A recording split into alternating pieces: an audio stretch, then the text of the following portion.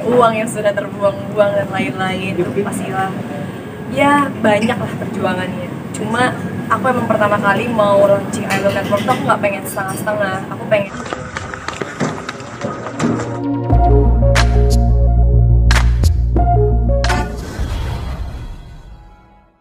media boleh mundur sedikit ya, satu langkah boleh ya, mundur sedikit teman-teman media, sabar ya. Ya. Bongke. Boleh teman-teman yang di belakang yang kamera boleh mundur satu langkah biar mundur. Teman-teman, mundur satu langkah. Kita nggak mau Elina sampai nggak nyaman ya. Elina nggak nyaman bahaya sumpah. Mending nggak usah dah. Tiba-tiba Wing Chun ya, ayo bahaya ya. Ayo udah. udah bismillah ya. Mulai. Kang boleh juga bang. Oke.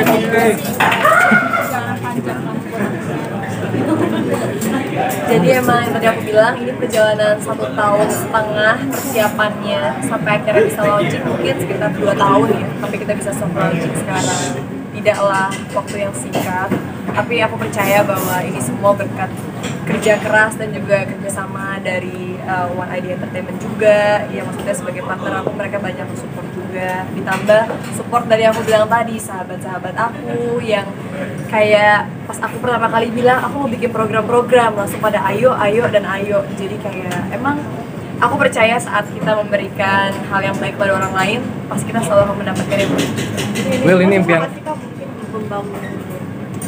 Pokoknya persiapannya 2 tahun. Jadi istilah kata banyaknya kerja keras, banyaknya meeting, banyaknya uang yang sudah terbuang-buang dan lain-lain itu pastilah ya banyak lah perjuangannya. Cuma aku emang pertama kali mau launching I Love Network tuh aku nggak pengen setengah-setengah. Aku pengennya saat itu keluar menjadi suatu video yang berbeda. Karena sebenarnya kan aku udah lama di YouTube channel kan, aku udah hampir 6 tahun main di YouTube channel aku sendiri. Cuma di sini aku kayak pengen ngasih sesuatu yang berbeda dan baru aja.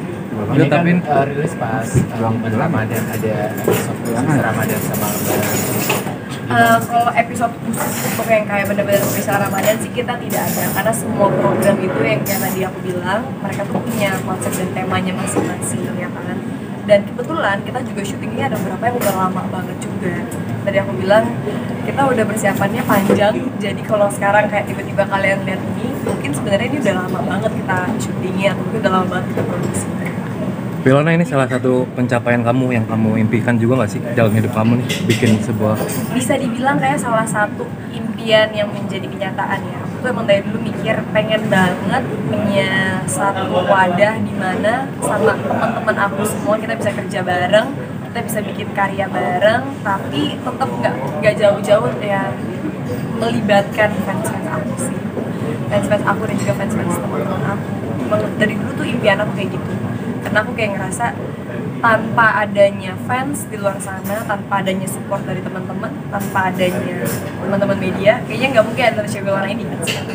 Ya, tantangannya apa sih, dan pasti kamu juga lebih berpikir kreatif gitu untuk membuat konsep program atau seperti apa? Tantangannya itu yang kayak aku ngerasa rambut aku rontok. Ini nggak bohong. Semenjak aku berpikir keras dalam hidup. Berat banget kayaknya ya, kayak berat Selama banget ini kan kayak kita mikirnya yang aduh yang happy, yang senang-senang, tiba-tiba dalam 2 tahun belakangan ini harus bikin yang hal yang dilakukan. Itu bener-bener kayak aku ngerasa sampai rambut aku merontok, kadang-kadang aku tengah malam bisa sakit kepala. Aku ngerasa kayak berat badan aku sampai kayak turunan, jadi kayak makin kecil badan aku, udah kecil tambah kecil. Jadi memang udah pasti kurang tidur ya, banyak kayak gini dahi itu iya, terus banyak bersih tegang iya, banyak kayak mikirin apalagi namanya apa, konsepnya kayak gimana, siapa orangnya. Itu sih yang menurut aku lumayan berat dan effortnya banget. Tadi kan sempat share sedikit kalau soal bisnis, nah yang bikin Wilona oke gitu ya, bisnis ini itu apa, bisnis konten dan Oke, karena yang tadi aku bilang, aku tuh pengen banget nyiptain sesuatu yang dari Gen Z untuk Gen Z, dari anak-anak muda ini, pas kenanya juga ke anak muda. Karena pertama kali banget aku main di YouTube, aku kan mikir kayak aku cuma pengen bikin vlog keseharian aku aja, biar kayak temen-temen fans aku tuh bisa kayak deket sama aku. Ternyata makin kesini aku ngeliat YouTube itu udah hampir didominasi sama konten-konten yang menurut aku lumayan berat, yang lumayan bisa dibilang setiap YouTube channel tuh segmented. Jadi orang mau nonton ini harus pergi ke mana, aku mau nonton makeup aku harus pergi ke sini, aku mau nonton mukbang harus kemana. Akhirnya aku kayak mikir kenapa ya kalau aja bisa ada satu channel one stop for everything gitu loh, kita klik langsung buka semuanya, kenapa enggak ya. Dari situlah awalnya aku kayak mikir wah ini kayak good idea, ditambah emang passion aku emang di bidang entertainment, terus juga aku punya banyak teman-teman yang hobinya support aku. Ini contohnya nih ya kan, bayangin kalau kita bayar AdSense tuh buat jadi bintang tamu, jadi co-host kan langsung bangkrut ya kayaknya ya. Tapi enggak, mereka semua yang kayak ayo aku pengen juga, ayo aku support. Jadi itu awalnya tuh dari situ, dari aku sering ketemu teman-teman, kita bikin sesuatu yuk biar anak-anak muda tuh punya wadah buat mereka curhat, buat mereka terhibur, buat mereka terinspirasi, buat mereka belajar gimana ya. Ya udah pakai aja nih YouTube channel aku kasih. Banyak kegiatan jadi kurang tidur juga nggak Wil dengan banyaknya Kayak bisa aktivitas? dibilang gitu sih, udah pasti ya tidur kurang. Terus kadang-kadang kalau lagi meeting mungkin bisa lupa makan, waktu kita main kurang, waktu liburan kurang, ditambah harus bagi waktu sama syuting. Itu kayaknya ya namanya pekerjaan pasti harus ada yang dikorbankan. Ini masih diimbangin juga nggak sih Wil sama dunia entertain mungkin sama syuting kamu? Masih banget, karena kan emang aku masih aktif di syuting series, film, jadi ya bisa dibilang masih lumayan aktif banget sih. Jadi sebenarnya ini adalah bagian dari project yang berharap buat sampai ke masa depan nanti, buat jangka panjang. Di sini berperan juga, Wilna berperan juga untuk cari advertiser dan juga sponsor aja. Semuanya sebenarnya bagiannya masing-masing, tapi aku emang orangnya tuh kalau kerja ya kayak misalnya nih sesimpel kita syuting, kita udah punya tim kreatif, kita udah brainstorming and everything, tapi aku kadang-kadang masih nungguin ya El ya. Aku masih kayak ngeliatin, setelah aku yang kayak ini kurang ini coba dulu ke sini, aku masih ngedirectin juga, bantuin. Emang anaknya tuh perfeksionis aja, jadi nggak bisa diem aja. Jadi hal apapun yang bisa aku gerak aku lakuin, kalau bisa aku angkat deh gitu, aku bantu gitu. Emang anaknya gitu. Jam istirahat Kak Ilona sendiri berapa jam sih? Apa? Jam istirahatnya berapa jam sehari?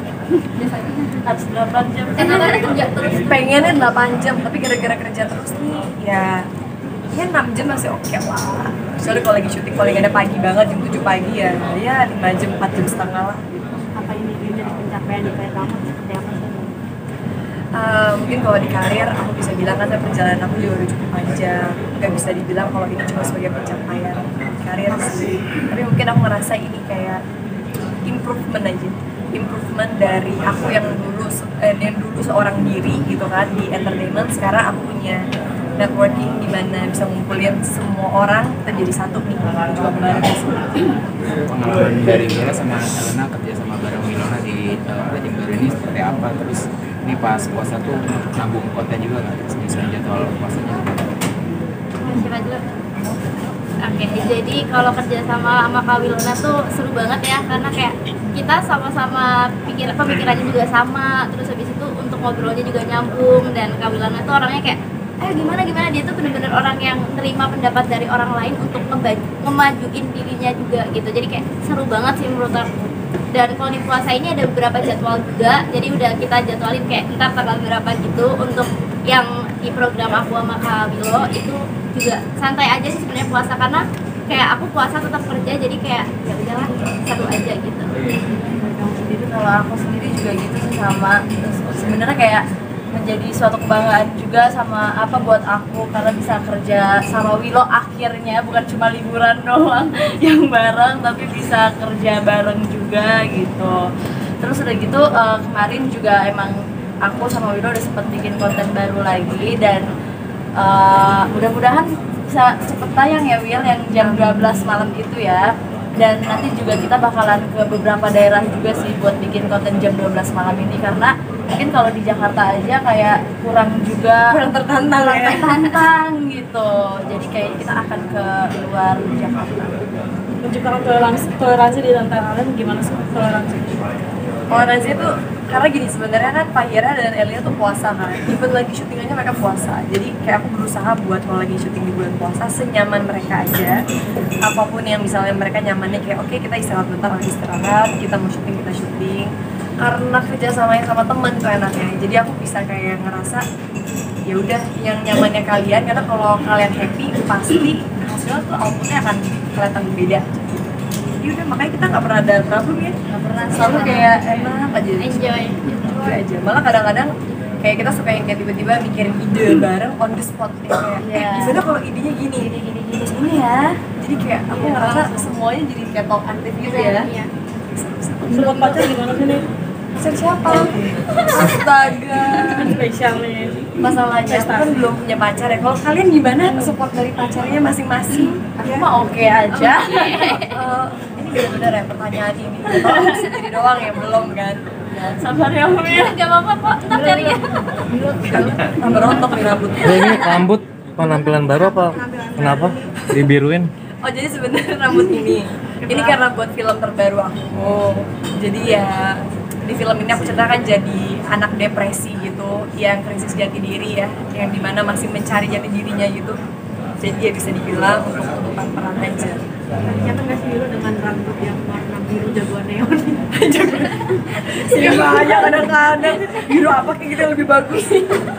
Ya sebenarnya dibilang nyaman gak nyaman ya mau nggak mau ya itu kayak konsekuensi dari peran di mana profesional ya kita harus profesional aja walaupun mungkin awalan kayak rambut kayak apa sih keras kering udah patah-patah ya namanya tiba-tiba di bleaching cuma ya aku bawa enjoy aja karena toh rambut bisa tumbuh lagi gitu ya. Perawatannya gimana sih lu dari rambut hitam jadi Perawatannya ribet banget ya, pokoknya harus kayak gak boleh terlalu sering keramas karena kalau nggak dia gampang luntur. Seandainya sekali keramas harus pakai khusus emang buat rambut.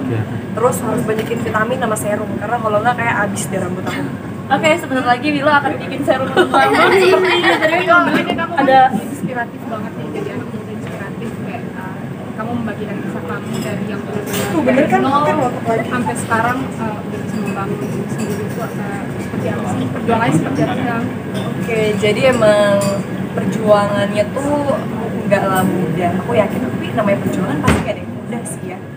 Cuma emang dari dulu di pikiran aku tuh aku pengen banget bikin sesuatu yang kayak diri aku sendiri aja gitu. Kadang-kadang mood aku nggak selalu happy, kadang-kadang mood aku nggak selalu pengen make up, nggak selalu pengen makan, aku pengen ngelakuin hal-hal yang berbeda. Nah, aku jadi tuangin berbagai macam ekspresi aku ke dalam I Will Network dan dengan harapan orang-orang tuh nyampe deh ke hati mereka masing-masing.